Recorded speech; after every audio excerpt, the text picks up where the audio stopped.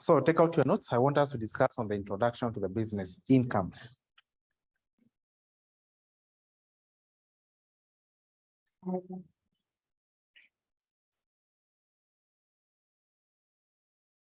I had already shared the notes. Now, what's business income? So now business income is among the specified sources of income, which is taxable under Section 3, subsection 2 of the income tax. And a business can be operated either as a sole proprietorship. So various forms of business.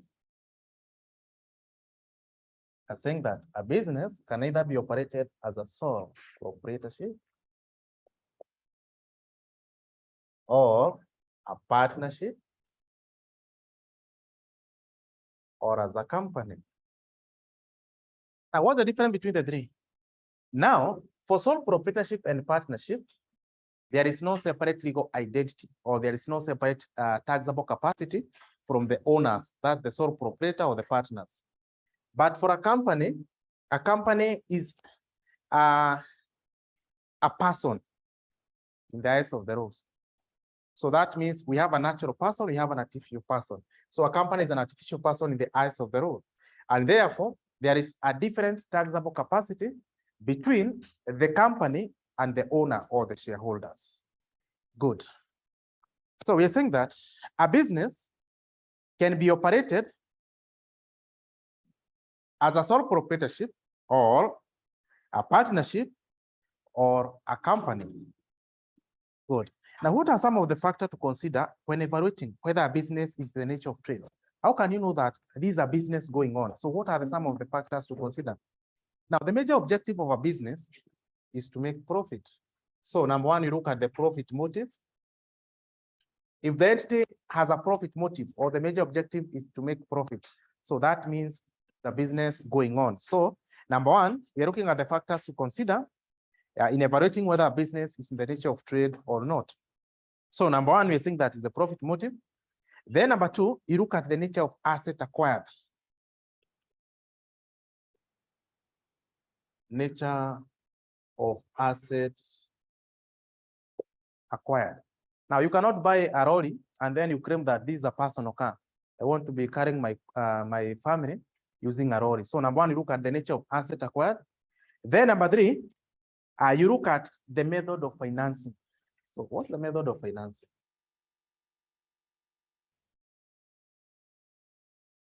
Yeah, are you using the borrowings? Are you using the savings? So you cannot carry on a business which is not profit oriented. And in this case, you are taking a loan. Where will you get the amount to finance the loan, to pay the interest? So you look at the method of financing. Number four is the mode of asset acquisition. Yeah, is it a normal purchase or is it a lease? And then you look at the method of generating sales. Now, any business which is profit oriented, they do their marketing. If the business mostly is not profit oriented, it's hard for them to do the marketing or do some advertisement. So if you see a business being advertised, know that their underlying objective is to make the profit. Good. So those are some of the factors to consider when evaluating whether the business is the nature of trade. And now let's look at some of the taxable business income. Now this is what happens. Now for tax purposes, we have the incomes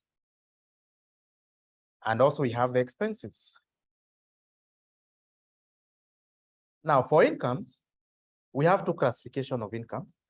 We have the taxable incomes and then we have non-taxable income. Taxable income, they are income which are subjected to taxation. Non-taxable income, they are income which are not subjected to taxation. When it comes to the expenses, we have what we call allowable expenses. Also, we have disallowable expenses. So for the income, it's either taxable and non-taxable. For expenses, it's either allowable or disallowable expenses. Now, when you talk about the taxable income, now note that all the income generated by the business, they are taxable.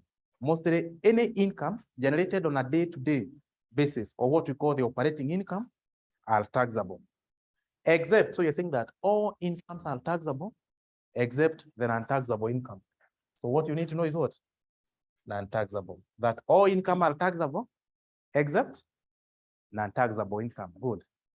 For expenses, any day-to-day expenses, that's what we call the operating expenses, are allowable expenses. So note that all the expenses are allowable except disallowable expenses. So all expenses are allowable except disallowable expenses.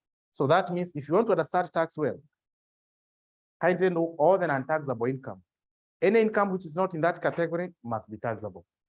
Also for the expenses, know that all the disallowable expenses, know the category of all disallowable expenses. So any expenses that not fall under that, that means it's allowable expense. So now let's look at some of the taxable business income. Taxable business income. But there is something I've said that all income are what? Taxable, except what? Non-taxable income. So kwa hivyo, let's look at non-taxable income. Leave the taxable income. Now let's go to the non-taxable income. Non-taxable income. Now, when you talk about taxable and non-taxable, let me take you back to financial reporting. Now, how do you determine the profit? Profit is all about the income minus the expenses. Now, for tax purposes, if you want to get what we call the taxable profit, you'll take the taxable incomes, then you deduct not just expenses, but you just deduct the allowable expenses. Now, what are those allowable expenses? Now, allowable expenses are those expenses that reduce your tax liability. Right, together, because the more allowable expense you have, the lower the profit, right? The lower the profit, the lower the tax. Right, together.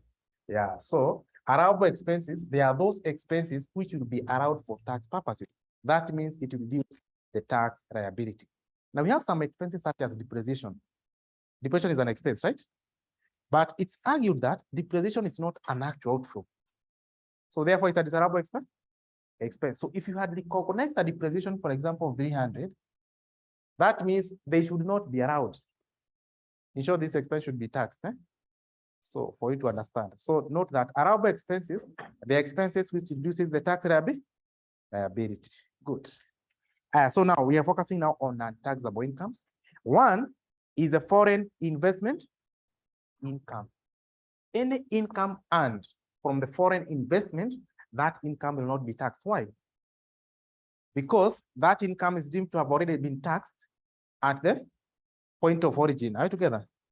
What about the foreign exchange gains? Now, foreign exchange gain, that one is not a foreign income. Are you together? That's an income by the virtue of exchanging the currencies. So that one is an operating income. But foreign investment income is an untaxable income. Number two, we have reduction in general provision for bad debt. Yeah, we know very well that an increase in provision is an expense. A reduction in a provision is a what? Is an income. So that reduction in a provision is not taxable income. Also, you have what? Unrealized profit. Yes, there is profit you expect, but we have not yet realized. So that profit will not be taxed until the income has been realized. Also, you have the capital gain on the sale of asset. Now, that's what we call it's an operating income. If the company sells its motor vehicle, assume the carrying amount was 2 million, but they sold it at 2.1. So that means there was a gain of how much? 100. Now, this 100 is what we call the capital gain. Now, this income will not be taxable. Are you together? Because it's not an operating income. Do you know what's an operating income? Now, operating income, they are income from day-to-day operation. For example, in a bank, what are the operating incomes? The interest income. Are you together? An insurance company? Premiums. KCE college? Fees. That's what we call an operating income. What if we decide to sell some chairs and then we sell them at a gain? You see, that one is not our main core. Are you together? So any profit emanated from the disposal of those assets will not be taxable. So that's what we're saying, the capital gain on disposal of assets. Number 5, additional capital introduced. If you inject more capital, for example, 3 million, you see in your bank account, it will be reflected as on the debit side. So that income will not be taxed. Also, dividend income, where the entity has at least 12.5% of the equity ownership. So where a company controls another company or has shares to an equivalent to at least 12.5% of the ownership, that dividend will not be taxed. So, because remember, dividend attract what we call the withholding tax. Withholding tax. Good. Then number 7, interest income from post bank. So interest income from post bank. But if you get any other interest income, maybe from the banks, from the circle, that interest, number 1, will be taxed. But in case it's an interest income from the post bank, it will not be taxed. Another one, interest from the government infrastructural bond with a maturity period of more than 2 years. And actually, nowadays, all the government bond, the maturity period is more, infrastructural bond, the maturity period is more than 2 years. So that means if you invest in a government infrastructure bond with a maturity period of maybe from 2 years, 3 years, 4 years, 5 years, any interest earned will not be taxed. Good. Number 9, insurance compensation for non-current asset. If you had an asset which was involved in an accident, and then you received some compensation, now that amount will not be taxed. But in case it's an insurance compensation in relation to loss of stock, remember, it's a current asset, right? In case some stock were destroyed, then you are compensated by the insurance company, that amount will be taxed. But in case it was insurance compensation in relation to non-current asset, will not be taxed. Good. And then number 10, inheritance and what? Dowry. That's on an individual what? Yeah, on an individual basis. Can you go through them again? Just go through in the non-taxable income.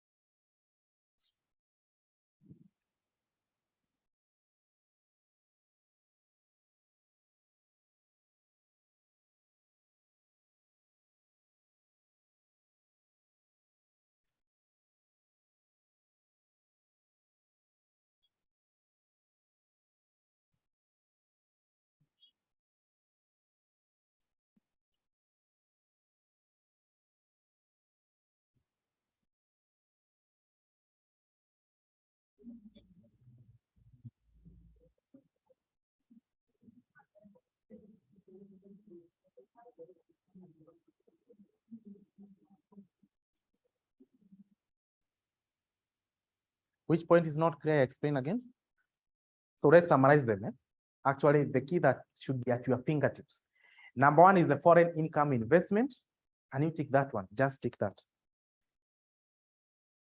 Let's go to number 3. Number 2. Unrealized profit. Also take that. Unrealized profit. Another one, number 4. Capital gains on sale of asset. Also take that one. Number 6, dividend incomes. Also take that. Dividend income. Another common one is the interest income from post bank and interest from the government infrastructure bond with a maturity period of 2 years. Yeah, those are the key or major incomes which will be coming across under taxation of business income. Good. So now quickly, let's go back to where we had the taxable business income. Now, what are taxable business income? Now, for the taxable business income, number 1, you have gain arising from buying and selling. Yeah, that's what we call the gain from day-to-day operations. Number 2, realized foreign gains. Then number 3, we have balancing charge and trading receipt. What is that? I'll come to explain later what is that. Mostly for a going concern business, there are some assets which are deemed to be taxable when you dispose some assets. Number 4, amount of insurance compensation for the loss or damage of stock. Yeah, we have seen that in case there was loss of stock and you received some compensation, that amount will be taxed. Why should it be taxed? You see, the assumption is what's current assets or the inventory? They are there for trading, right? So that means if they were destroyed and you are compensated, it's like you sold to the insurance company and the insurance company paid you back. Are you together? That's why it's treated as a what? As a taxable income. Because it was destroyed, you have been compensated. It's like selling the stock and receiving, selling the inventory and receiving the amount. Then number 5, bad debt recovered, which has been previously been written off and was considered what? Allowable. Now, for bad debt, we have 2 types of bad debt as an expense. Now, we have what we call the specific bad debt, and we have general provisions. Now, specific bad debt, they are bad debt which you have confirmed with surety that you will not receive the amount, and this amount is allowable. But general provision is a disallowable expense. Now, in case there is some amount you had confirmed you will not receive, that means it was written off and was considered as allowable expense, maybe worth 500,000. And then on the other financial year, you recover back the amount. But you see, previously has been treated as allowable expense. Now, bad debt recovered is always, how do you recognize bad debt recovered? How do you, in financial reporting, how do you recognize bad debt which has been previously been written off, but then have been recovered? How do you treat that? As an income. So, bad debt which has been previously been written off and then has been recovered will be treated as a what? As an income. And in this case will be a taxable income. Good. So now I think we are clear with the incomes. That's the taxable and non-taxable income. Now let's go to the expenses. Remember, you see that all expenses are what? Allowable, not disallowable. All expenses are allowable except disallowable expenses. So what you need now to understand are what are those disallowable expenses? Yeah, good. So let's go to disallowable expenses. That's page 2. Page 2 of your notes.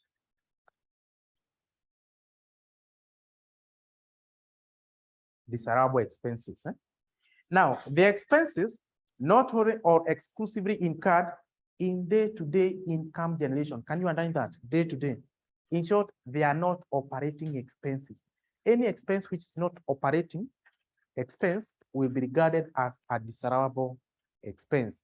And what are those expenses? They include, number 1, capital expenditure on acquisition of non-current. Yeah, during the year, the company acquired some furniture, fitting, or a motor vehicle. Now that one is an outflow. It's not an expense. An expense. Or how do you do that? If the company acquires a motor vehicle, number 1, you debit the asset account, right? Then you create the bank account. Now it goes to the income statement. Are you together? But expenses now relating to that motor vehicle is what you treat them as an expense. As an expense, yeah, such as fuel and maintenance expenses. So one of the disallowable expenses is the capital expenditure on acquisition of non-current assets. Now, non-current assets will only qualify for what we call the capital allowances or wear and tear. Good. Number 2, personal and private expenses. Yes. For a business, any expenses that does not relate to the business, maybe by the sole proprietor or the partners or the directors. Now that expense, if it does not relate to profit generation in the company, is regarded as a private expense. And private expenses are disallowable expense. Good. Number 3, depreciation, impairment, also provision, as well as non-cash what? Expenses. Yeah, all depreciation, amortization, impairment is just a provision. So therefore, they will be disallowed. So what will be allowed on an asset is what we call the capital allowance or investment allowance or wear and tear. Good. Number 4, general provision for bad debt. But in bracket, I've written that for specific what? We have said that Specific bad debt are allowable expenses, but general provision is a disallowable what? Expense. Good. Number 5 is what? All provision. Now, provision is not an actual outflow. It's money setting aside for future uncertainty, such as provision for doubtful debts, provision for cases in the future. So all those provisions are disallowable expenses. Number 6, tax-related expenses, such as tax penalty, tax interest, all that, VAT, etc.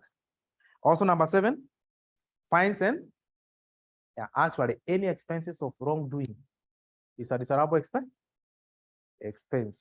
Any cases, I mean any expenses for wrongdoing, such as maybe breach of contract. What else? Penalties, also fines. We have some expenses of the company, maybe by the director.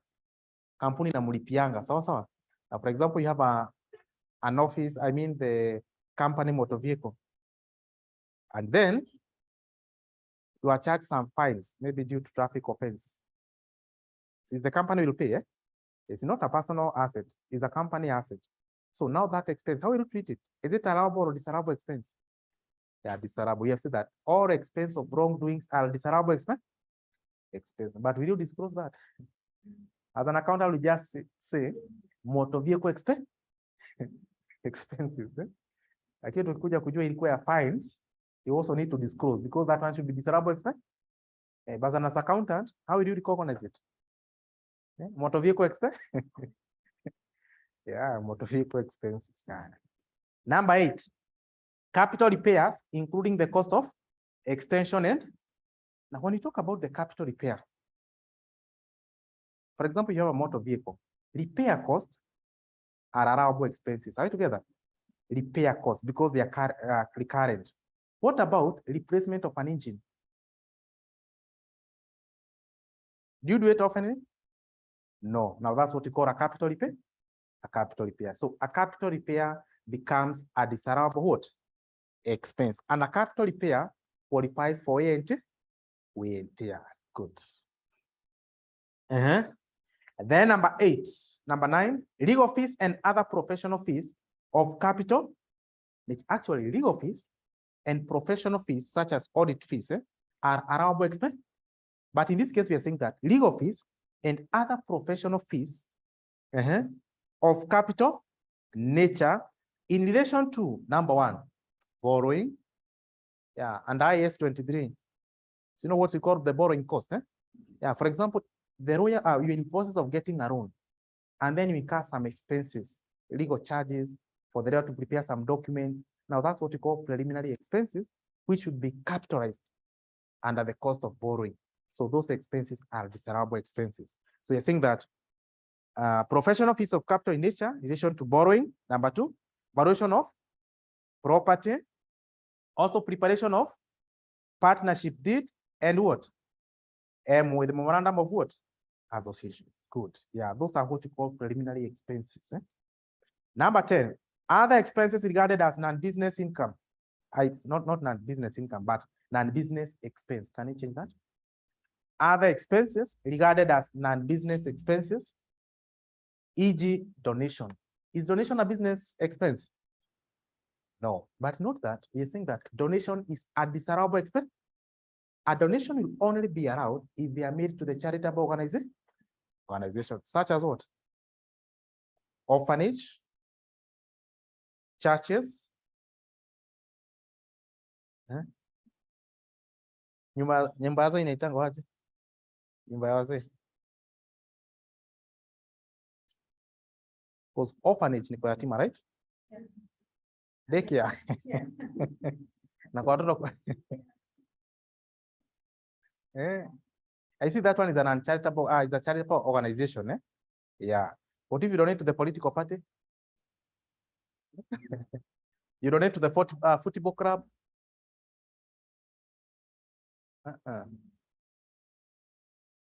So now those are some of the disallowable expenses. So note that all the other expenses which does not fall under that category, they are what?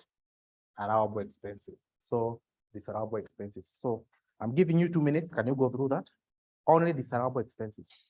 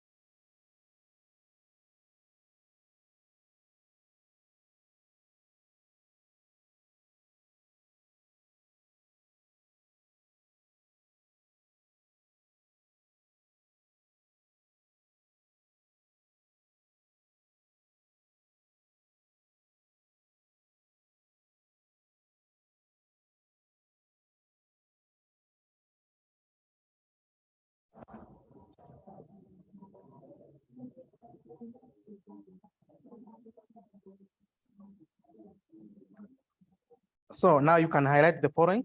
Now the major disallowable expenses. Number one is the capital expenditure, tick that. Personal expenses, also you can tick that. Depreciation, impairment, amortization, also you can tick that. Number five, all provisions.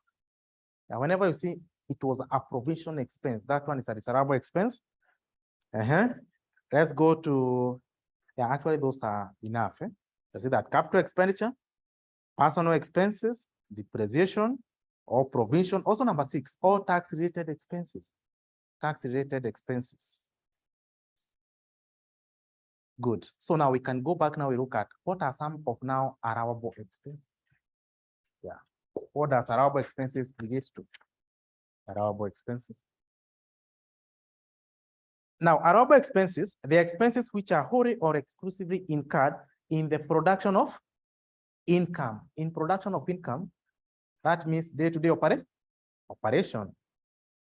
The guiding principle is subject to the provision of the Income Tax Act, and they include, number one, trade bad debt, which are what? Specific, yeah, that's the specific bad debt. Number two, we have capital allowances, yeah, such as investment allowance, wear and tear.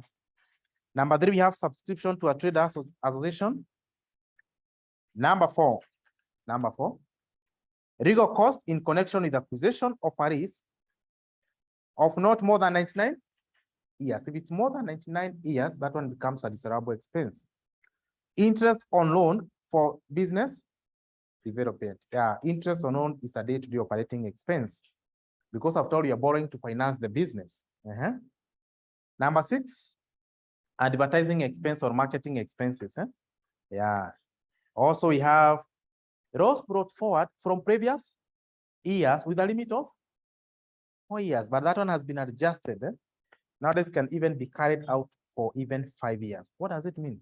Now note that if a company makes a loss, if you take the income minus expenses and then you have a loss, or you have a loss, we don't tax loss. You only tax the profit. Now this loss in the next financial year will be considered as allowable expense. What if the other year also you make a loss? Also, that loss you can also be offset in the other year for a limit of 4 years, but now have been increased to 5 years. Good. Number 8, legal fees paid on listing securities.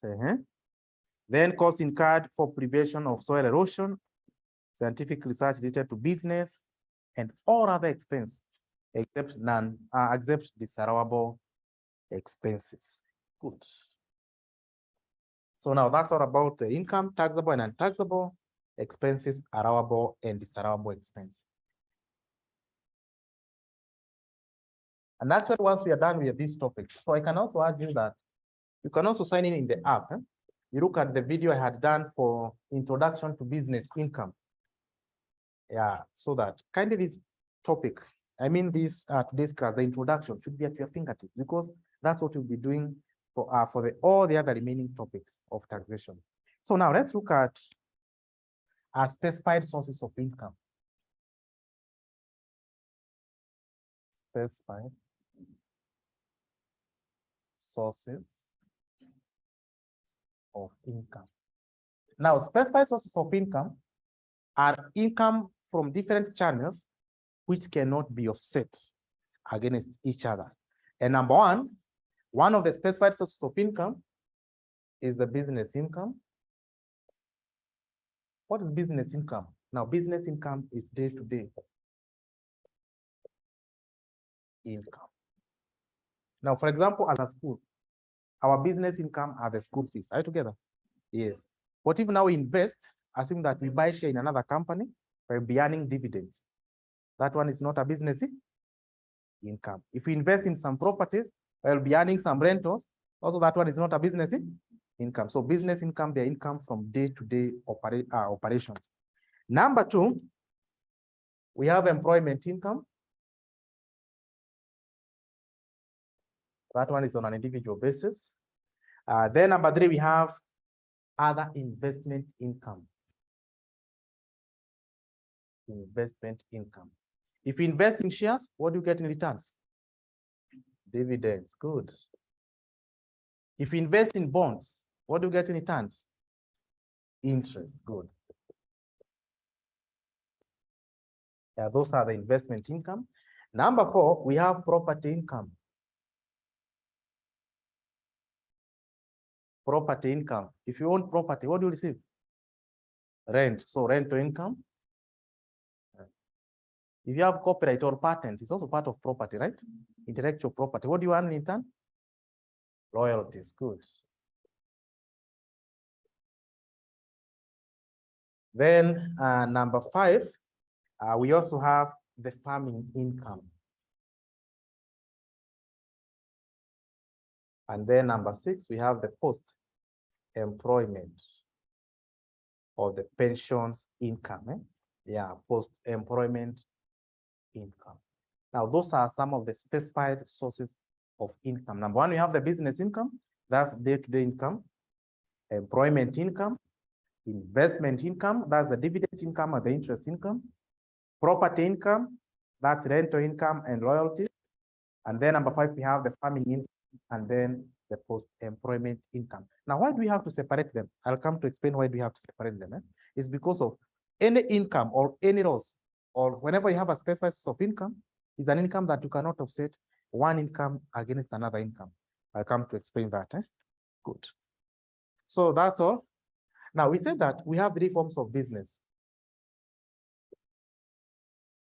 We see that a business can be run as a whole.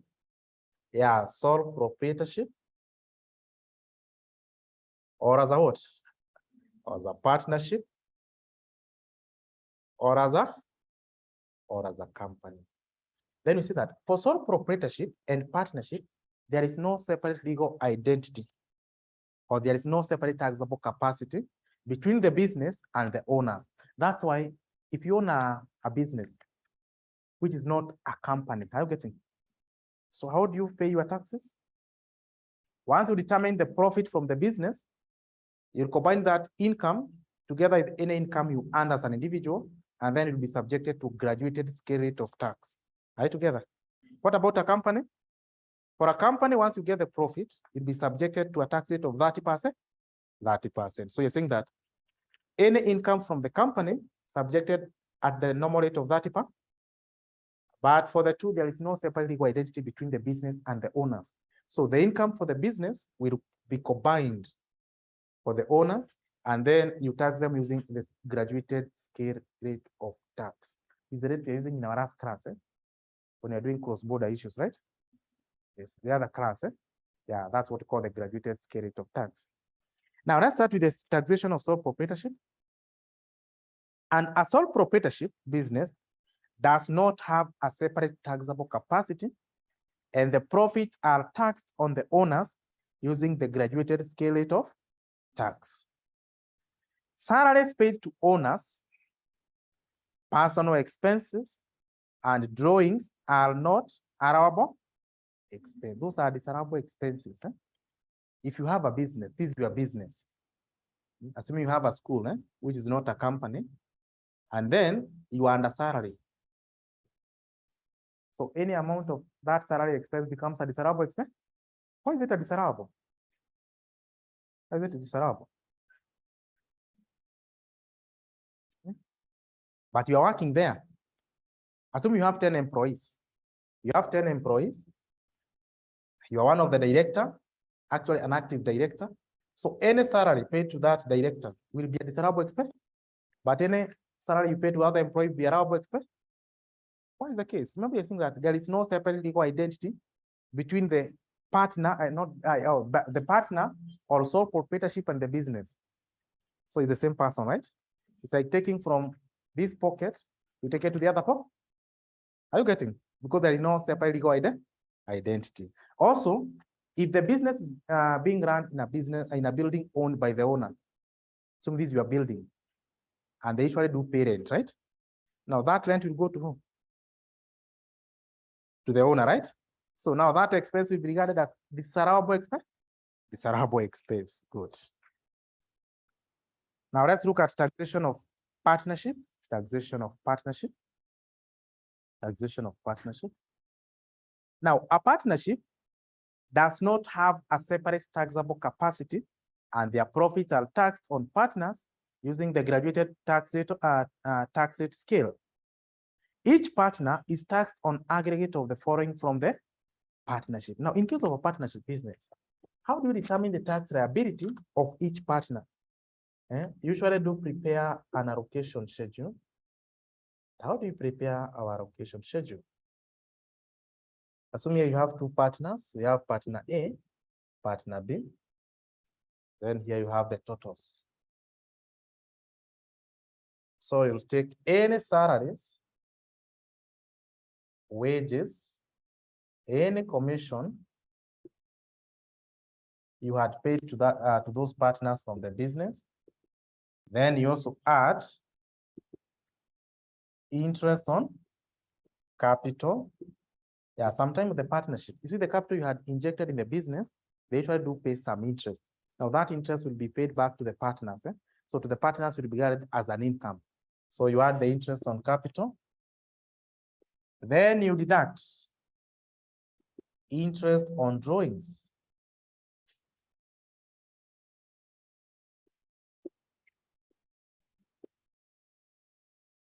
Now, once you do that, now that's how now you get a profit or loss share. It can either be a profit, it can either be a loss. How do you determine that it's a profit or loss? I'll show you how to determine that. And that's how you get your taxable profit.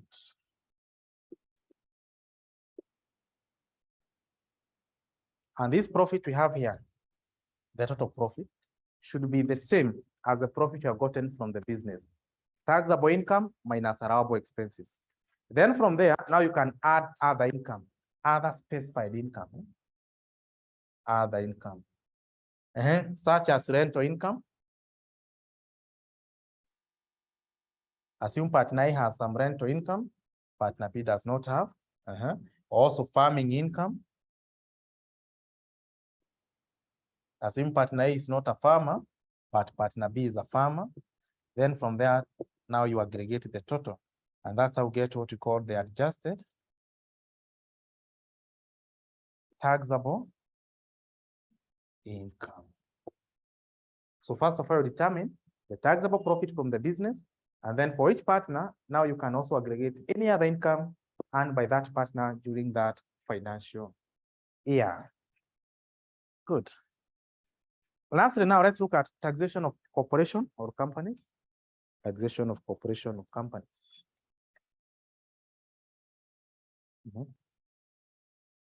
A company has a separate legal identity and therefore has a separate taxable capacity. Profit are taxed at the rate of 30% for resident companies and that 7.5% for non-resident company. Good. So the normal tax rate is 30% for resident company. For non-resident company, the rate is 37%. Then transaction between the business and the owners or the shareholders are considered to be business what?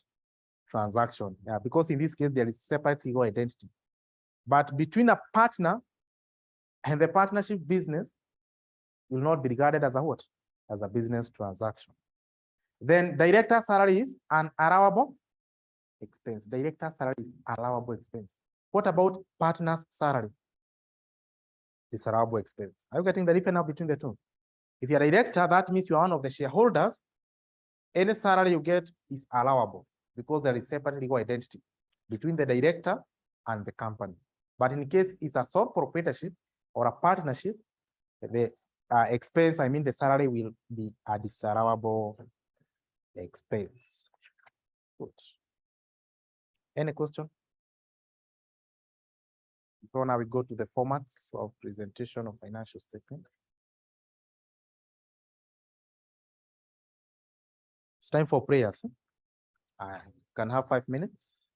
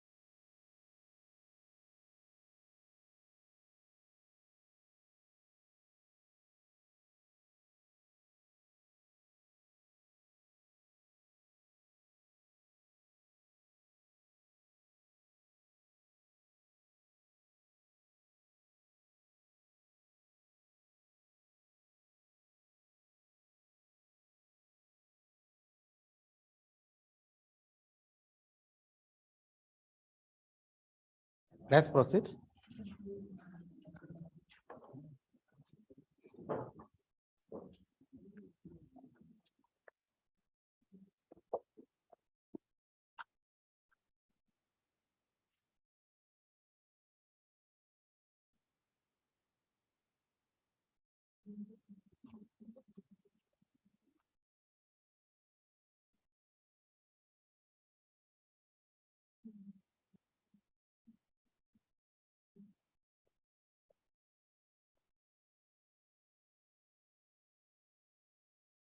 So now let's look at the format of determination of taxable income.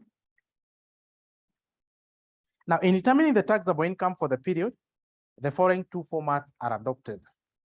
So we have two formats, depending whether it's a complete or incomplete record. So number one, in case of complete, incomplete record, case of incomplete record. Now, whenever you're given an incomplete record, this means it's upon you now to prepare it from scratch, the income statement. So when preparing the income statement, if it's a normal merchandise or general merchandise, you take the sales, then you raise the normal cost of sale, and that's how you get the gross profit. Once you get the profit, now you can add other operating incomes. So you add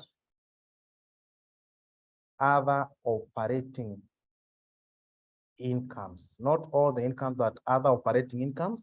Then you deduct allowable expenses. When deducting the expenses, only the allowable expenses will deduct. And what you get here is our taxable profit. Now, this taxable profit is now what we call the business income. Now, once you get the business income, now you can add other specified sources of income. Other specified sources of income, such as rental income, interest income, royalties. You add all that. Now, what you get here is our adjusted taxable profit.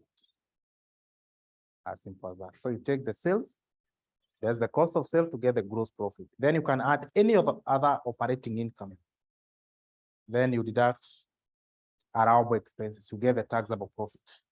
Or alternatively, now this one is a normal merchandise. What if the company offers services?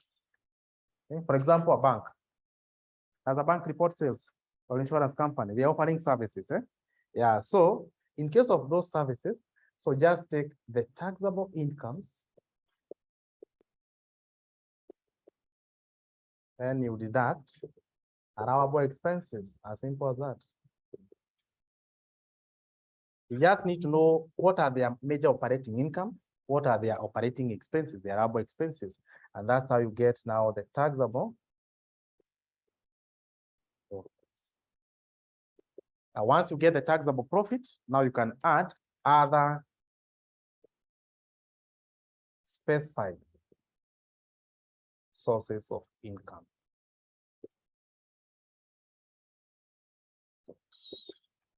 And that's how we get our adjusted income.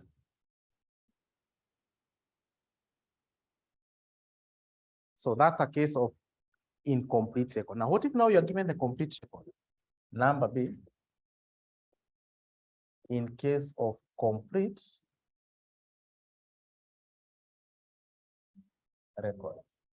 Now, a complete record, this is where you are given the income statement. That means you're also given the profit. You have the income, you have the expenses. But now what you have is accounting profits. You know what's accounting profit? So that means an accountant had taken all the income without classifying the current and the taxable and untaxable.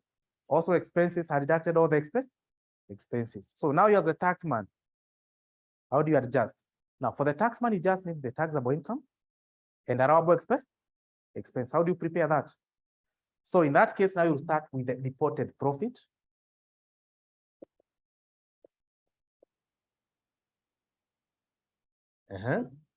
So sasa unaanza huku panda. Then of the expenses he had deducted, we have some expenses which he was not supposed to deduct. Are you together? Now that's what we call disallowable expense. He had deducted, what do? You add them back. So you add back disallowable expenses. Once you add back disallowable expenses, then you raise allowable expenses never deducted. You raise allowable expenses never deducted. And this one usually is just the capital allowances or the wear and tear. So that's wear and tear, you deduct that. Also, you deduct, when you're determining the income, you had included all the income, but you have some income which are not supposed to be taxed. So you eliminate them because they're already included in the total profit. So you also deduct non-taxable incomes. Yeah, for example, if the company had disposed an asset at a gain, that amount had been included as other income, but that income we said is non-taxable. So you eliminate that. Also, you eliminate, we have some taxable income, but they're specific. If the company had some rental income or investment income, that means has already been included in part of incomes. But we're saying that that income is a specified sources of income. So you raise specific incomes. Now, what you get here is our taxable profit. And this taxable profit is what we call now the business income, the income from day-to-day operations. Now, once you get the taxable profit, now you can add back now the specific income. You add back this specific income. You deduct, and then you add it. And that's how you get the adjusted taxable income, adjusted taxable. Now, why do we have to deduct and then add back? Because we see that you cannot offset one source of income against another income. Now, this is what I mean. For example, from the business income, day-to-day operations, you are generating, and then there was rental income, an amount of 2 million. Then you also have farming income, a loss of 1,000. So give me the total taxable income. How much is that? This one you don't require a calculator. How much is that? Good. 8? Is that 8,000? Yes, the teacher is always right. I know you're trying to confirm. Now, let me repeat my point. I'm trying to say that you cannot offset one source of income against another source of it. So what happens? Business income is a specified source of income. Rental income is among the investment or the property income. Farming income is a specified source of income. For tax purposes, from business, KRA watasema that's okay. From rental income, it's okay. Now, farming income, ilikuwa raw, sawa sawa. So hiyo wataku exempt, hiyo watawa access, sawa sawa. So in this case, they only access 6 and 2. So that means the taxable income will be 8. Now, assuming from the business, you made a loss of 9 million. That's the business income. But from rental income, you had made a profit of 100,000. And in this case, KRA, you see, if you set off, that means you'll end up with still with a negative, right? That means you not pay tax. No, KRA watakwambia, we can allow this one, you don't assess it. But this 100 was an income. So the taxable income they assess is how much? 100. So that's why you have to separate the specified sources of income. That's why you have first of all to deduct them to determine how much was the actual income from day-to-day business. Then from there, now you can assess them individually, the specified sources of income. Good. Then before we do some computation, I want us to look at installment tax. So what are installment tax? When does the company pay taxes? Now, assuming the year, so first of all, let me rub this.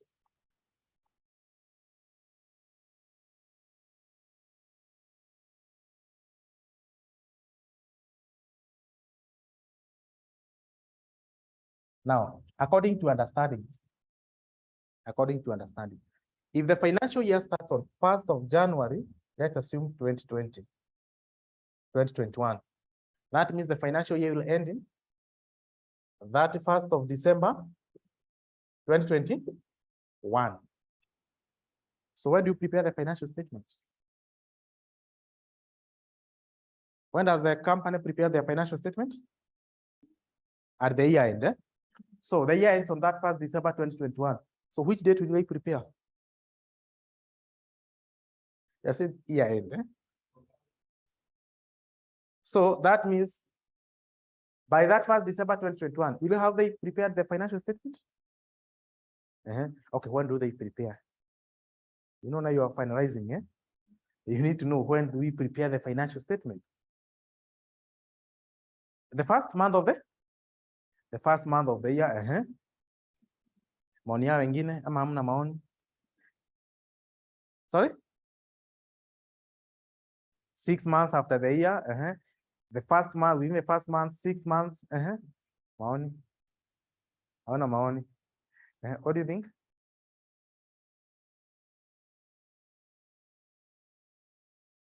Next year, between 1st of January and the 6th month. Yeah, actually, what happens?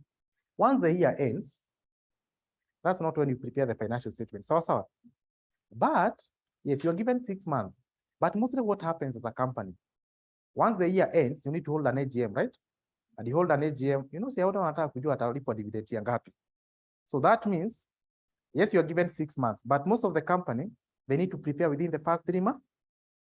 You prepare the financial statement, they get audited, then you call for an AGM. So before now, the financial statement are authorized for issue.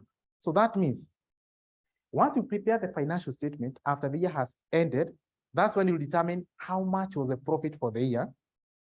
Assuming that once the year ends, let's assume now you'll determine the taxable profit maybe on February, and realize that you had made a profit of 10 million.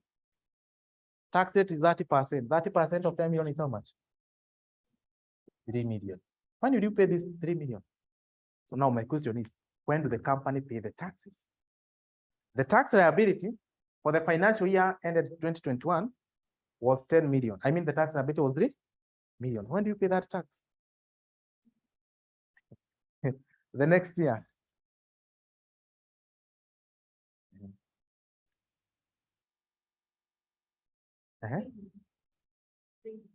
Use the previous year tax. Good. That's what happens. Now, this is what happens. You see, this is February 2022, right? Now, by the time the company is determining that the tax liability is 3 million, actually, by the financial year end, already they had already paid this 3 million. But you can ask yourself, how do they know? How do they know that they make a profit of 10? That means they're supposed to pay a tax of 3 million. Okay? You see, you don't pay the tax at the end of the financial year. Are you together? Yes, you pay them in installment in 4 installments. And how determine the installment payment? Because we are saying that at the start of this financial year, 1st of January 2021, at the beginning, the company knew how much tax they're supposed to pay within the entire financial year. They usually know at the beginning. Are you together? So now that tax, they start paying in installment. How do we determine the amount of installment tax? So to determine the amount of installment tax, they usually take the previous year tax,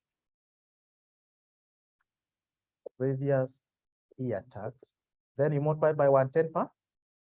That's the mentality of KRI. That if last year you had paid 10 million, this year your tax liability should increase by 10%. So we'll take the previous year tax, they multiply by 110. Now what they get, so already now the company knows that at the beginning of this year, within the year, they'll pay that tax. So how do they pay?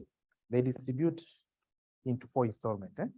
And so it will be paid on or before the 20th of number 1, the 4th month, number 2, the 6th month, number 3, 9th month, and number 4, 12th month. So that is April, June, September, and December. So here they pay 25%, 25%, 25%, 25%. Are you together? So that means by the financial year, they had already paid the total tax. Then once they prepare the financial statement, that's when they determine how much was the actual tax liability. Now, assuming that during that financial year, they had already paid 2.5. But based on the profit for the year, the actual tax liability is how much? 3 million. That's how now they determine there is a balance they need to pay. And that's why you have what we call the current tax liability. What if they had overpaid? That means during the year, they had paid a tax of 3.5, but the actual tax liability was how much? There's an overpayment of 0. Yeah. At the beginning of the year, that one will be recognized as what? That's what we call the current tax asset. Are you together? Yes. And they carry the not refund. So what will happen? It will be sort of against the tax liability for the other period. Good. So I think I've explained that. So we take a 1-minute break, then we do taxation of banks. And so that's all about the introduction of business income. So you can watch those videos in our app. It's well explained. And then for those using the apps, there is a question we did, a topic, cross-border issues. Now, cross-border issues, I had done a question under VAT. I did VAT, then the last part I did cross-border issues. But since the rate has changed, we have another video, of which some videos will be uploaded next week. Actually, most of the videos of taxation, for those who are relying just with videos, because the rates has changed. So and that's what I want us to look at, new capital allowances. For those who are done the previous tax. So remember here in here, used to classify class 1, class 2, class 3, class 4. All that has been merged. And now you don't have to cram because always will be provided with the schedule. So can you take out your past paper, the first page of your past paper? The first page of your past papers. You can either use for August 2022 or for April 2022.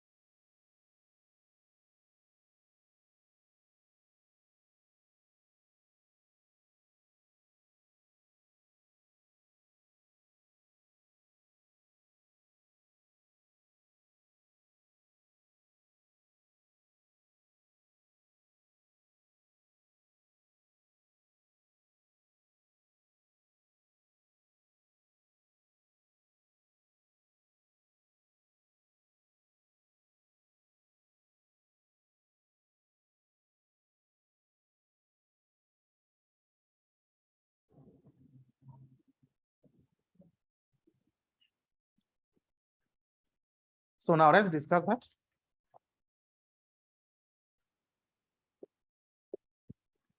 That's investment allowances.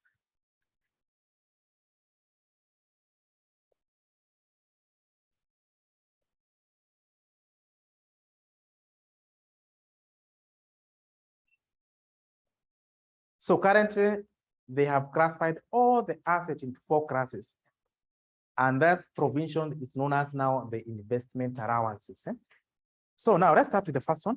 You're looking at the investment allowances.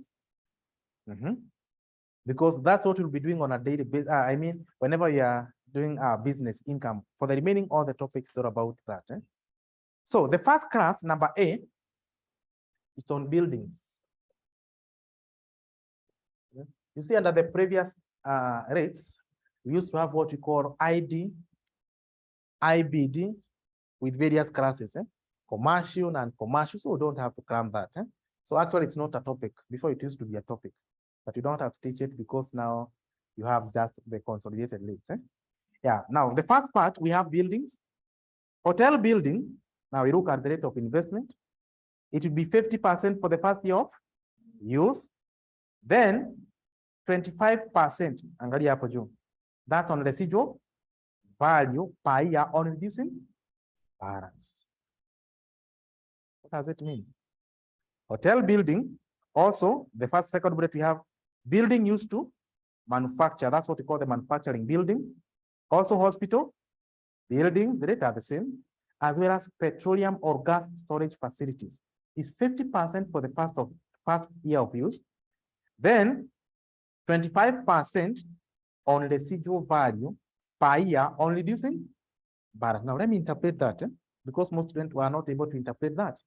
Now, assuming you have the financial year, year 1, year 2, year 3, then you constructed maybe a school or maybe a manufacturing plant worth 20 million.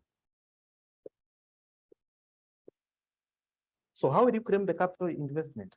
First year, you'll take 50% of 20 million.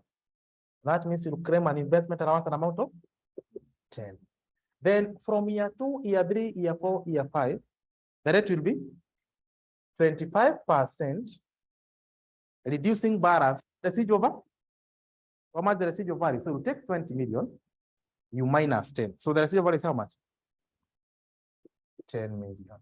So how much will be that? 2,500. Year 3? You'll take 25%. You see the residual value was 10. You'll take 10, it's on a reducing balance. So you erase 25, what you have already provided for, minus 25. So it will be 25% of 75. Right, together. So how much is that? 1870. What about year 4? Year 4 now you'll take 25%. You can take 10.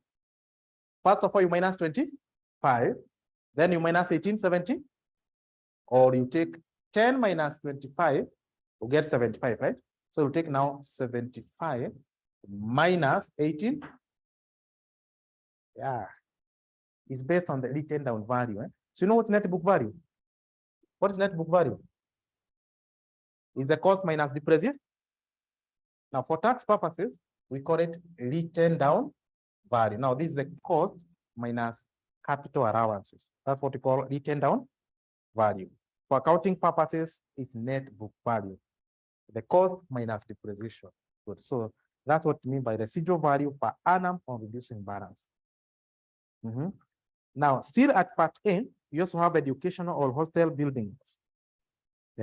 So it will be as well as commercial buildings. Now, what are commercial buildings? Now, let me explain what are commercial buildings. Now, this building will qualify at 50% year 1, falls under this category. So, do you have offices? Yes.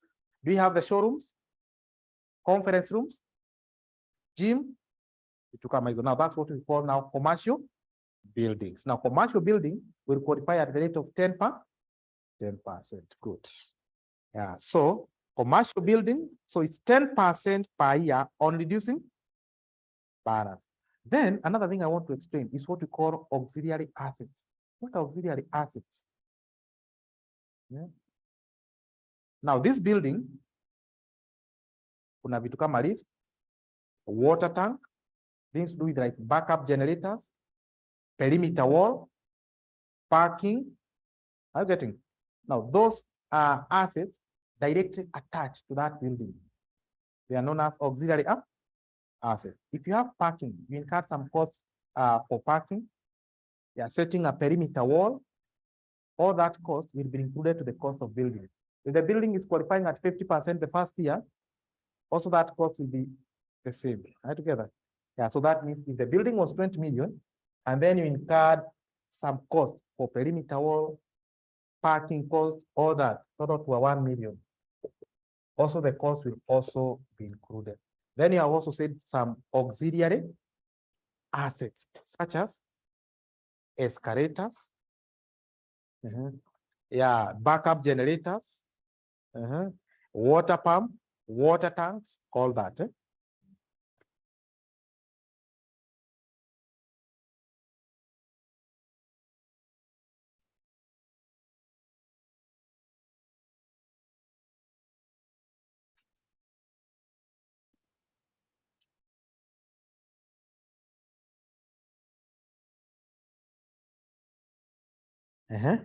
Now let's go to the second part. The second part is machinery.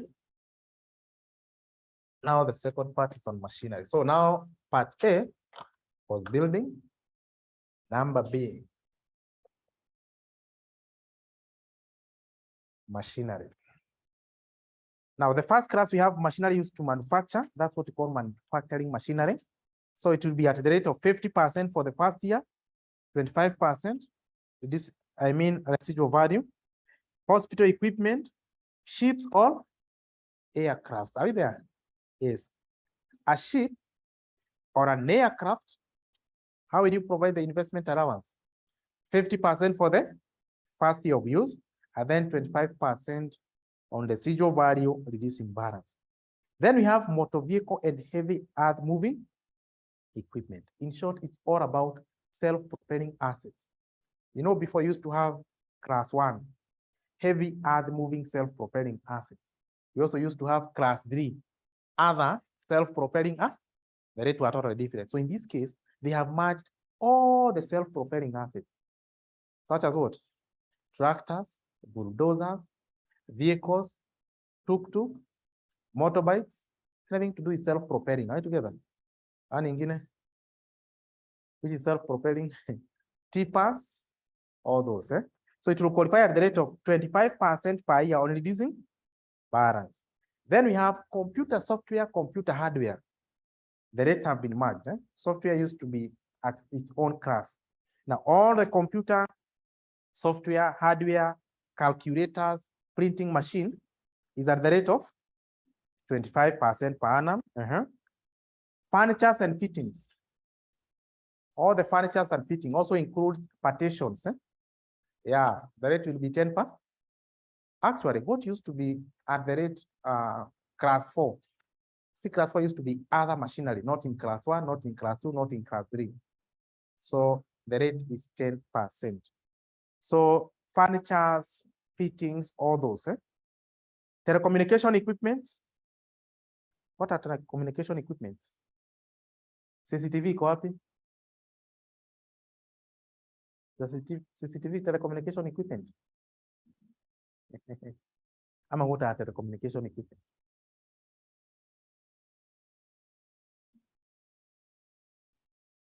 Maximum. Hiyo ni assignment. Mbona mjue what are telecommunication equipment? So. Good.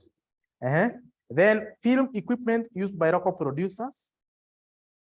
Also, machinery used to undertaking operations and prospecting rights. Yeah, they are called mining assets or mining equipment. So we shall discuss that when we'll be doing taxation of petroleum companies. And then other machinery. Yeah, any other machinery you know, such as what? You have said partitions, neon sign. Do you know what a neon sign? Or billboards? Yeah, billboard is part of an asset to a company, right? Yeah, all those will be at the rate of 10%. Then class C, we have the purchase or acquisition of right to use fiber optic cables by telecommunication operation, 10% reducing balance. Farm works. This one is a ukulima, It's 50% in the first year of use and then 25%. Yeah, reducing balance. Good. So that one you don't have to cram anything, because after all, ukishindwa just go back to that table And look what you wanted. It'll be given the rate, be given that schedule. So now let's start with business income, now taxation of business income.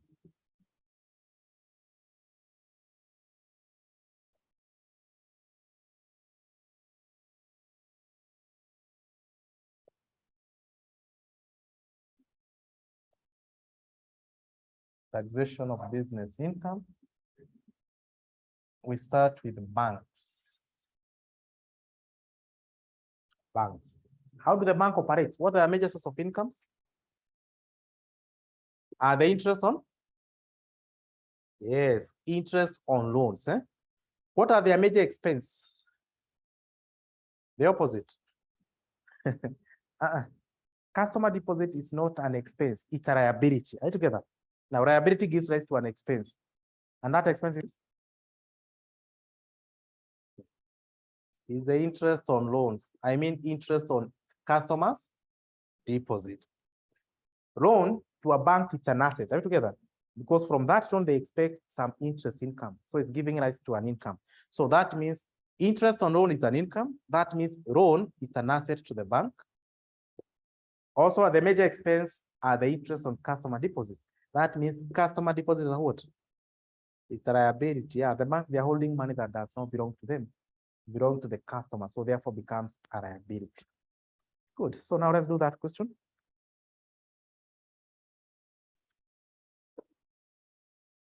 December 2011, question 3. Yeah, the question is already in your notes. If you have the notes, you can use that question. Yes.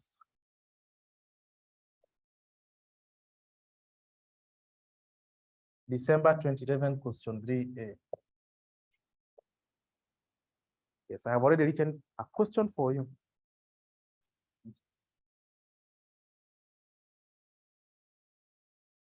Mayona, you see I'm a good teacher.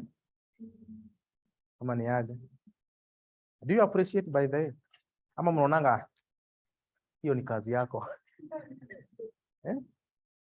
But whenever nikose kufanya what you expected, mnaanza kucomplain. You don't always appreciate. Imagine taking time to prepare notes for you. Naandika illustration and I know you have the past papers. But najua it will take 30 minutes to search for the question na uikose.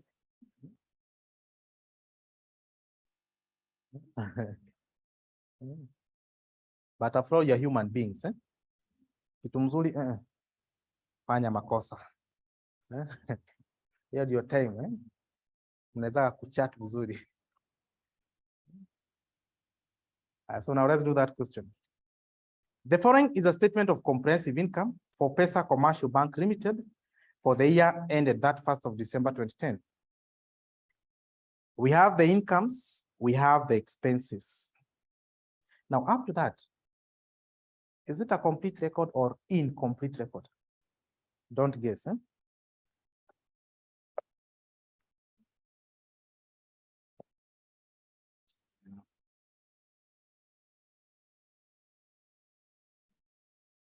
Is it a complete record or incomplete record? What's the difference between a complete and incomplete records? Complete are what? Complete record are completed.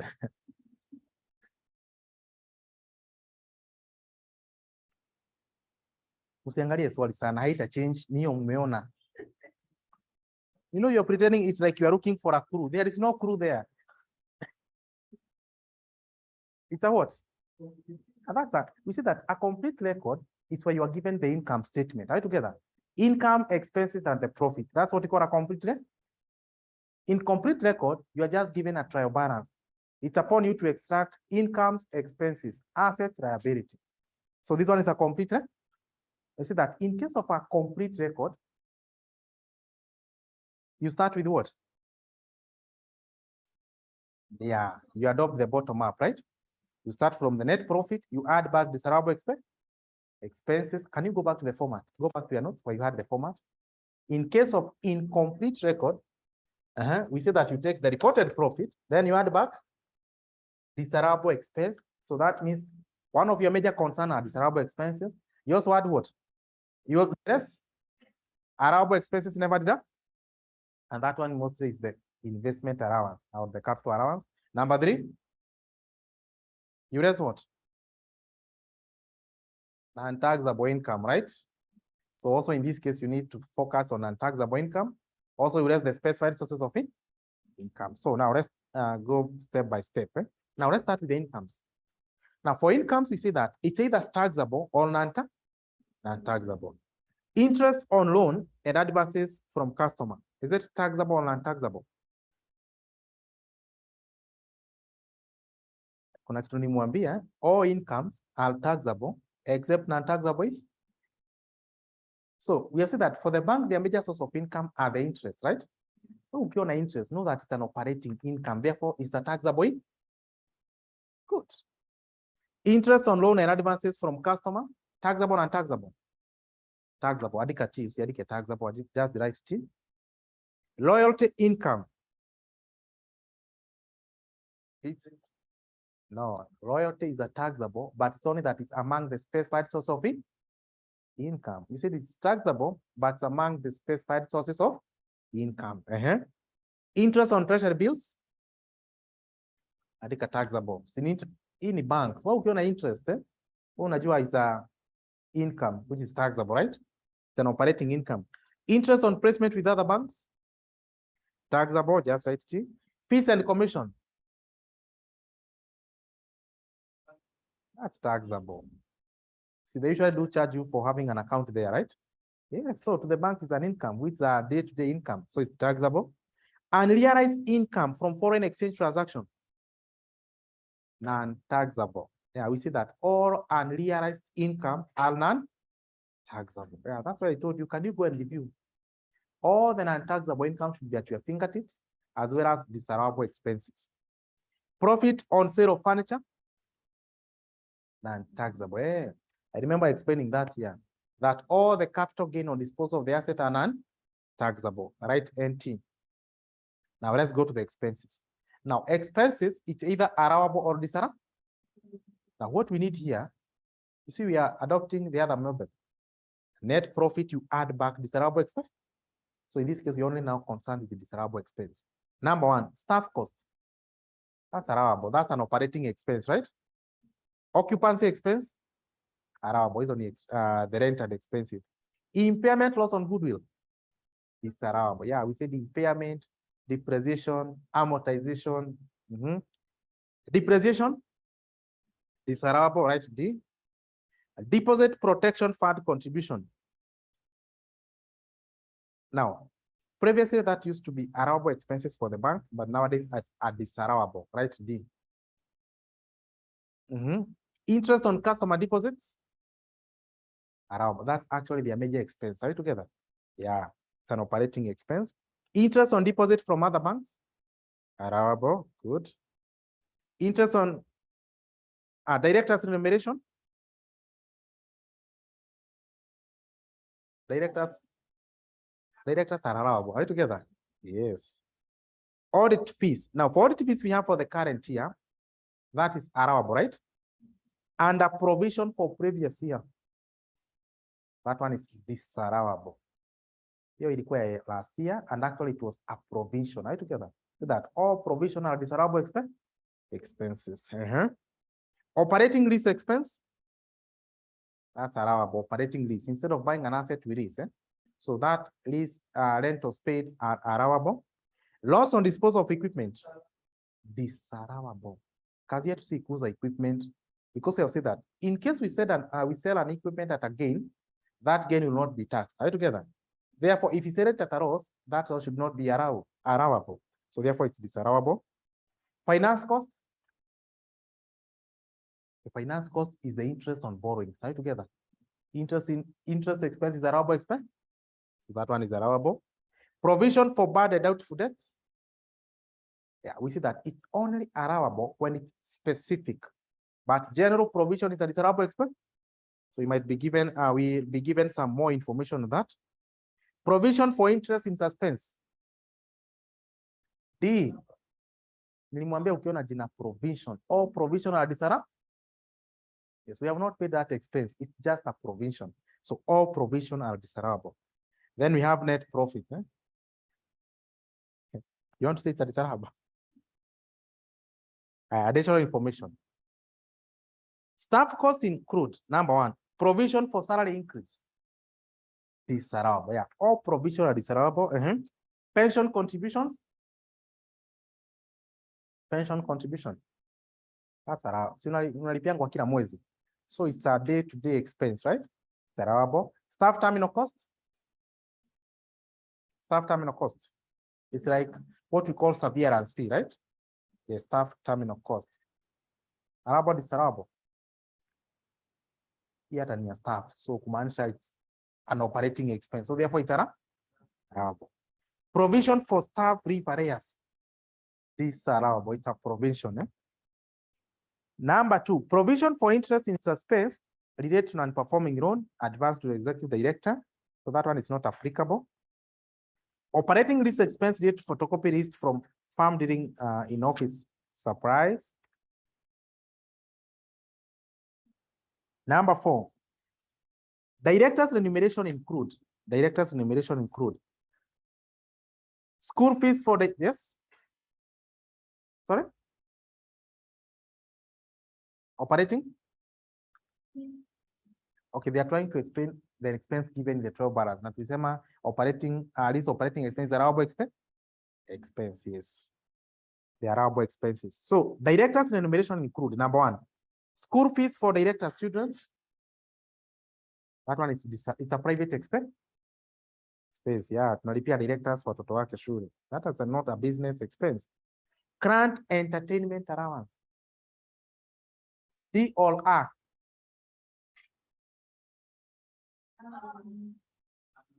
Client, we are entertaining our client. Are you together? So that one is a business expense. Expense. How can you entertain your client? Buying lunch. Entertainment is not about food. Okay, it's okay. You can buy for them food. You know, also free Wi-Fi is part of entertainment. Yes, I remember when I was in college. So even if I want to pay school fees for 500, I'll make sure I go to the bank.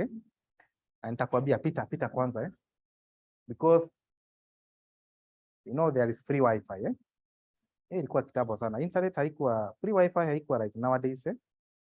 So that was way back in 2013. So unaenda kwa bank. Kuna mahali nilikuwa naenda, there was a free Wi-Fi. So hapo ningekaa 2 hours.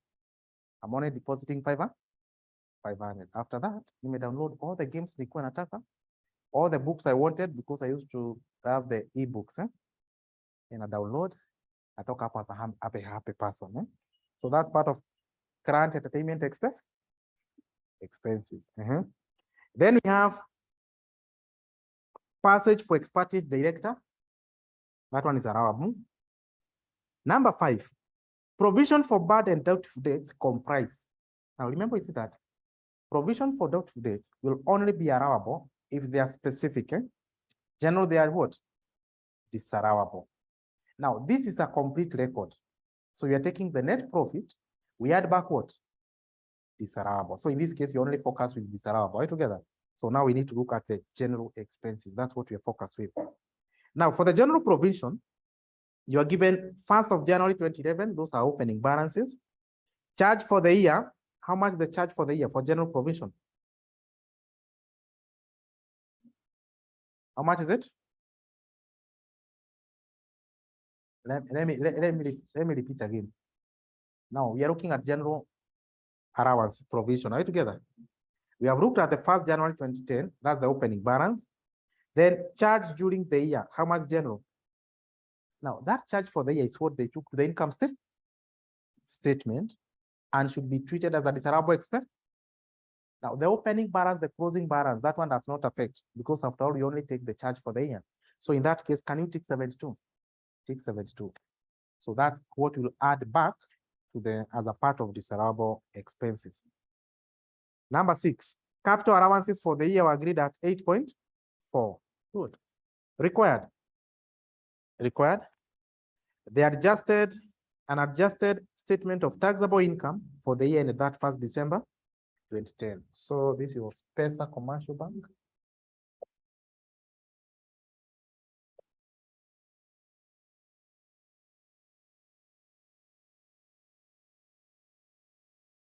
Computation of taxable profit or loss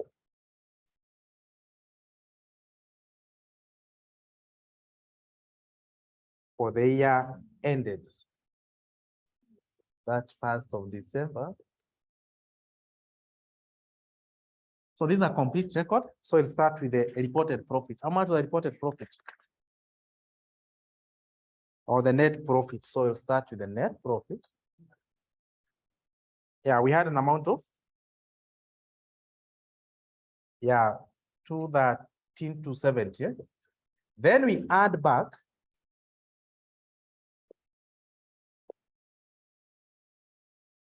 disallowable expenses. Now let's go back to the expenses. What you had included as D. So under expense, we had staff cost, right?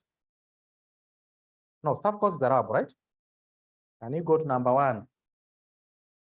Number one, you're told that staff costs include. So you had some disallowable expenses.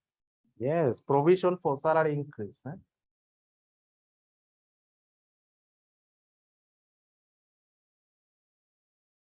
Provision for salary increase, an amount of 80. Also, you had provision for staff leave arrears,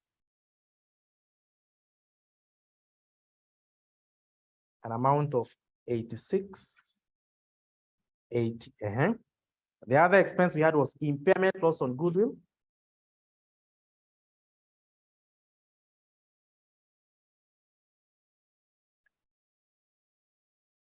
Impairment was an amount of 8,700. We also had depreciation. Depreciation was an amount of 36,800. A deposit protection fund contribution.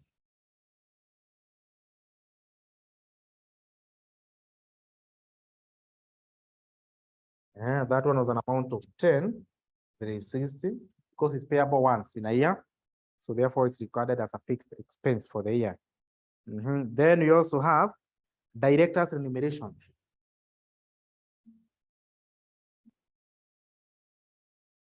Can you go to note number 4? Now, note number 4, you're told that director's remuneration include school fees for directors' children, an amount of 1,600. Do we have any other? No. Go back to the expenses. We also have audit fees. For the current year is allowable, but we had other provision for previous year. Amount of 400. We also had loss on disposal of equipment.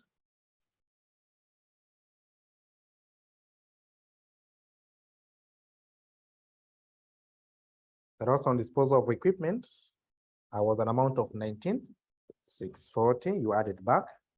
Finance cost is okay. Then we have provision for bad debts.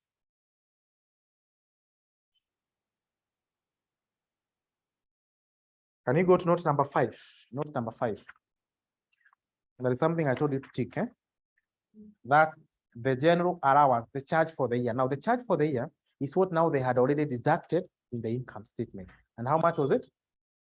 72. That was the charge for the year. That's the expense they had included to the income statement. Then we had provision for interest in suspense.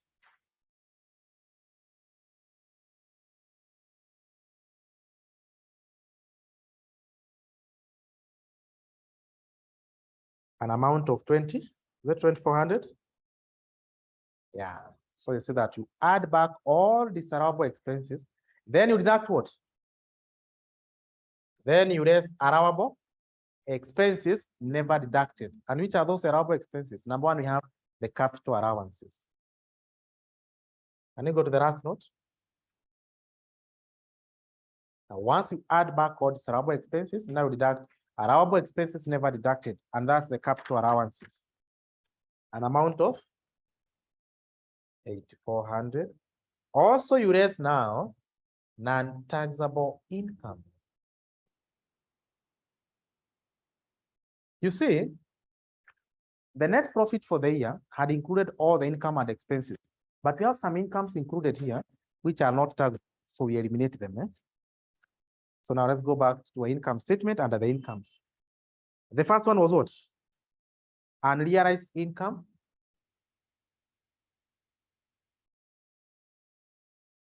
An amount of 93.60. Also, we had the profit on sale of furniture.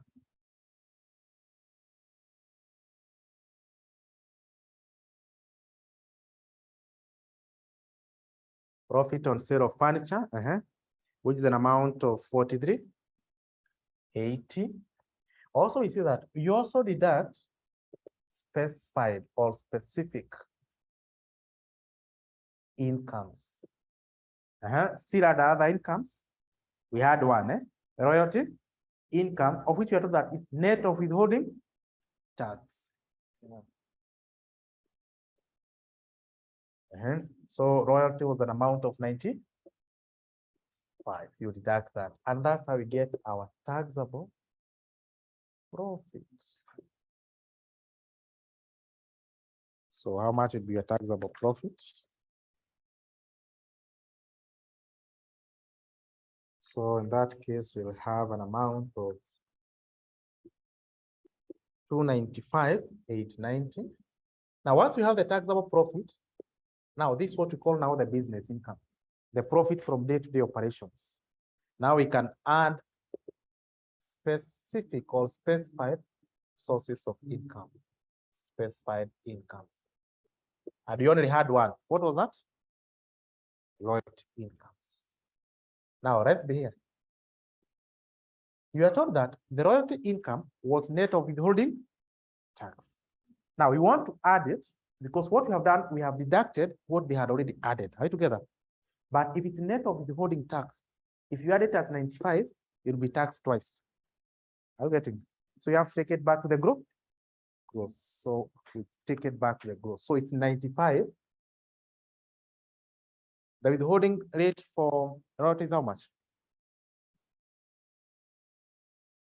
There is something I told you, try it. We say that all withholding tax are at the rate of 5%, except for what? Interest and dividend from SACCOs and cooperatives. Yeah, apart from the interest and dividends from SACCOs and cooperatives, all the other withholding taxes at the rate of 5%. So you divide by 0.95. So how much was the gross amount? It was 10,000. That's how you get our adjusted taxable income, and our adjusted taxable income will be an amount of 305,890. That's how we determine the adjusted taxable income. If you're to get the tax liability, you'll just take 30%. How much is this? Of 305,890. They're supposed to pay a tax of how much?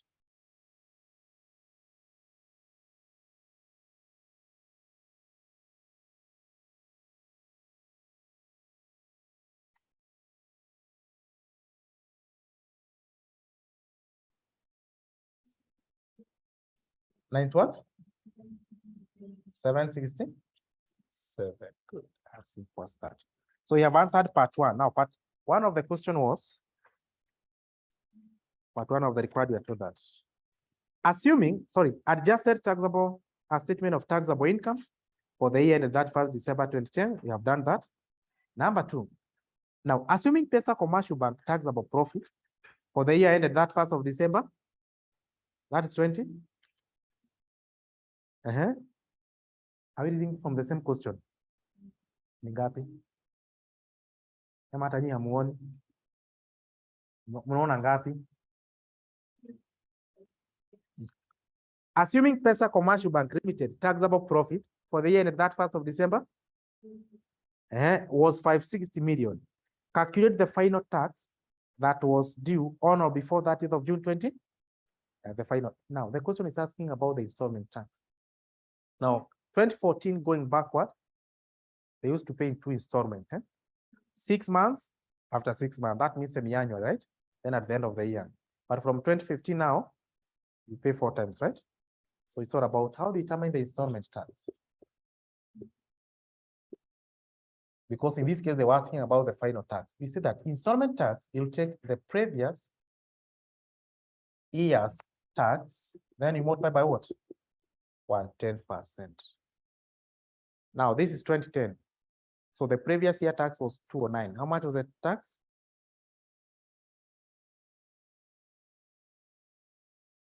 Hey, tusikize hapa. Sijui mnaandika nini. Tunasoma part B. Someni tena mara ya 3.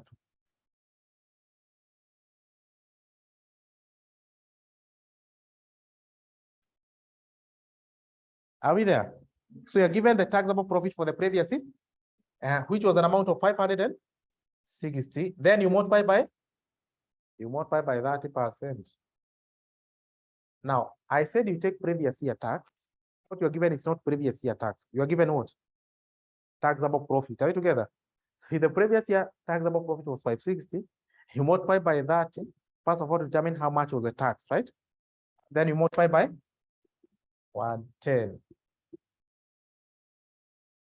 160. 184. Yeah, how is this amount supposed to be paid? So now it will be paid on or before 20th of for the month, 6th month, 9th month, and 12th month. Here you'll pay, this is in April, right? This is in June, September, and December. Then we pay quarter, that's 25% of 184,800. 25% of 184,800. 25% of 184,800. 25 of 184,800. Divided by 4, you get 46, 200, 46, 200, 46, 200, 46. So that means by the end of the financial year, they could have they'll have already paid an amount of how much? 184,800. So that's what they wanted. Now, what will happen now? Now you're done answering the question. By the end of this financial year 2010, you had already paid how much? 184. But at preparation of the financial statement, this was the actual tax liability. Got it? But you had already paid how much? There was an overpayment of how much? So the tax paid, they had already paid 184,800, but the actual tax liability was supposed to be 91,760. So there was an overpayment. Now that's what we call tax asset, because to the company, they will not pay. So in short, it's tax refundable or recoverable in the future. An amount of 93? 0.033. So that's the overpayment. Now this tax is to be offset against the next year tax. How? Tuangalia hapa next year. Next year, we want to determine the installment tax for the coming period. You'll take the previous year tax. How much is the previous year tax? DOE. Sawa.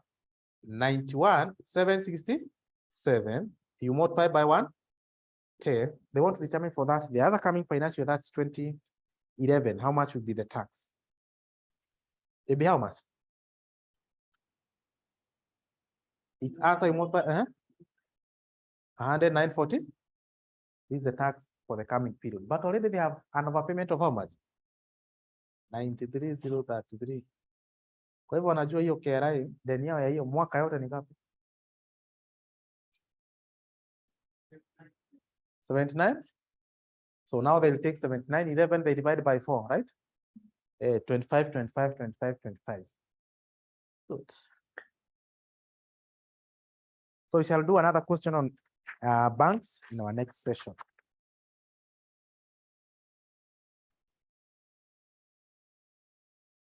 So that's the end of that session.